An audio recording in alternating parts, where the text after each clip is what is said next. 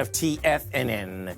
We go 5 days a week. We go 7 hours a day. We go 24 hours a day on the internet at TFNN.com. Always remember, folks, whatever you think about, you bring about. Whatever you focus on grows. Hope everyone's having a great day, safe day. Let's make it a great night and a great week, folks. Surrender and let go of the past. This is a great card.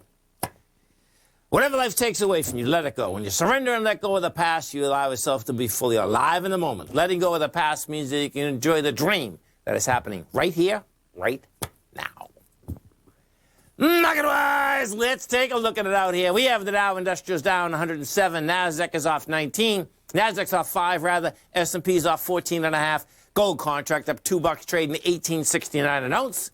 We got silver up 7 cents, $28.34 an ounce. Light sweet crude down 76 cents, $65.51 a barrel. Notes and bonds.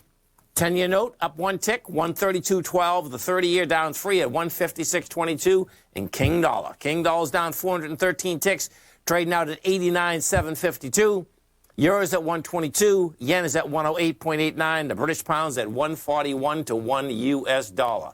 Our phone number is 877-927-6648. Give us a call, folks. Want to know what's going on in your world.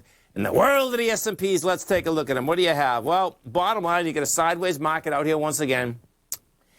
My take, folks, is that we're building cars for lower price.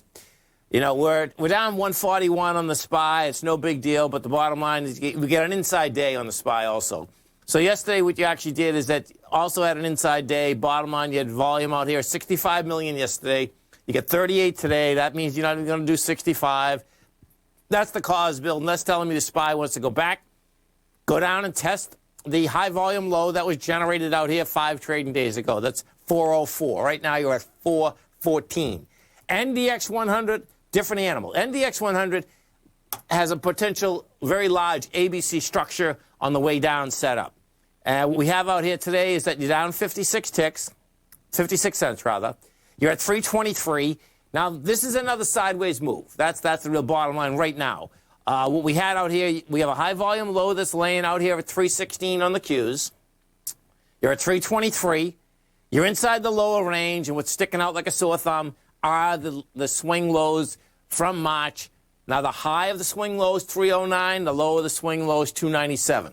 We get over and we take a look at the SMHs, because the SMHs are going to give us a decent understanding, you know, bottom line, how we're going to basically attack those March lows. The SMHs, the March low on the SMH is 216. The high of that low is 228. The SMH is at 231. And at 231, it actually did basically get some good traction last Friday. That being said, guess what we did today? And we try to get into that level again and gave it up on price. When you do that, we got up to 233.70.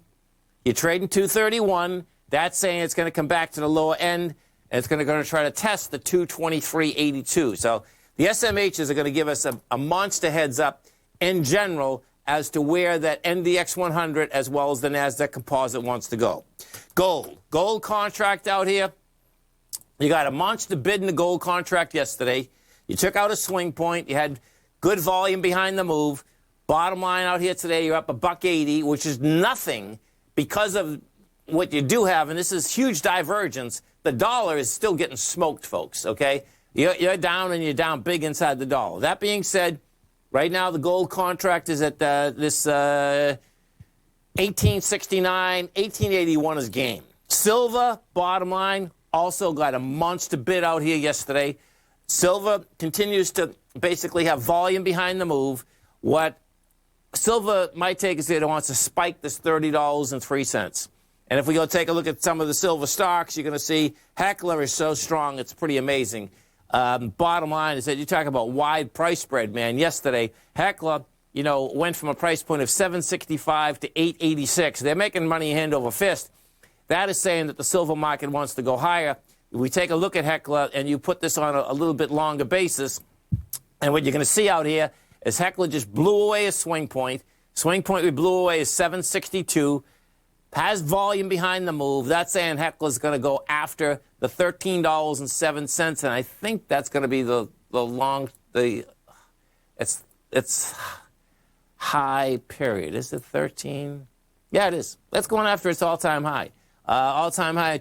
Now, this is not even 2011, which is going to be well, we'll see how this shakes out, because what you do have is that if we take a trend line and put this down, you're going to see that we not only broke the trend, we broke the trend, months ago. That being said, if we even take a new trend line and I put this baby up, I still need 3.